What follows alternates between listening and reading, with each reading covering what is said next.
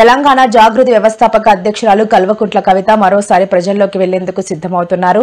ప్రజా సమస్యలను నేరుగా తెలుసుకుని ప్రభుత్వ హామీల అమలుపై దృష్టి సారించే లక్ష్యంతో రాష్ట్ర వ్యాప్తంగా జాగృతి జనయాత్ర చేపట్టనున్నారు. ఈ నెల 25వ తేదీ నుంచి ఈ యాత్ర ప్రారంభం కానున్నట్లు జాగృతి నాయకులు అధికారికంగా వెల్లడించారు. ఈ యాత్రకు సంబంధించిన కార్యాచరణపై చర్చించేందుకు శుక్రవారం రంగారెడ్డి జిల్లా జాగృతి విస్తృత స్థాయి సమావేశం జరిగింది.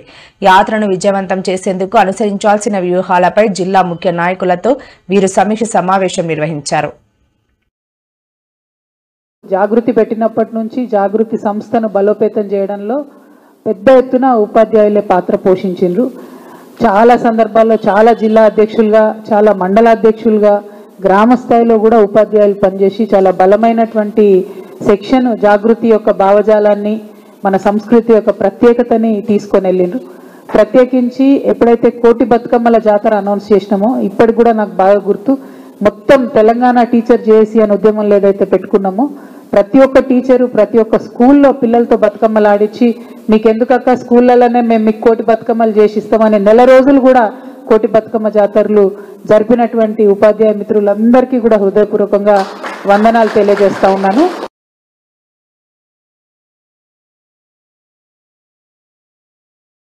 తెలంగాణ జాగృతి మీ అందరికీ తెలుసు, బీసీల పక్షపాతిగా ఉన్నటువంటి సంస్థ, బీసీల కోసం గలమెత్తి పనిచేస్తున్నటువంటి సంస్థ.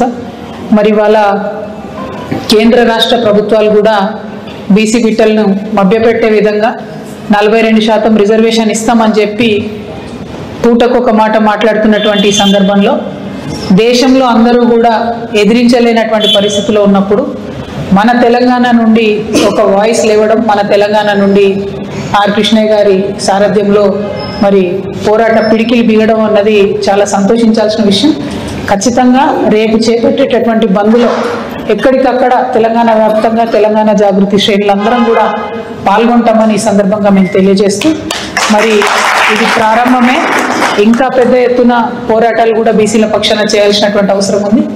అల్టిమేట్గా కులగణన జరగాలి. పార్లమెంట్లో బీసీల రిజర్వేషన్ చట్టం పెట్టి రాజ్యాంగ సవరణ ద్వారా మాత్రమే మన హక్కులను కాపాడుకోబడుతుంది అని చెప్పి చాలా బలంగా జాగృతి నమ్ముతున్నది. దానికోసమే